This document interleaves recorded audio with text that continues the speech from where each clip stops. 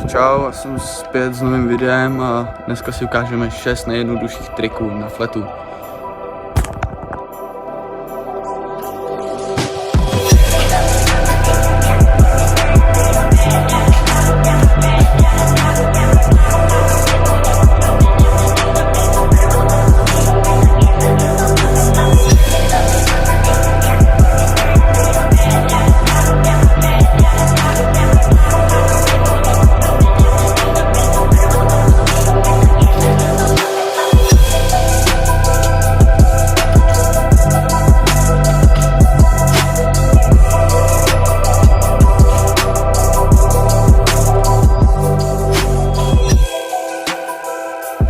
Jo, doufám, že jste si video užili, já se s váma loučím a u dalšího videa zdar.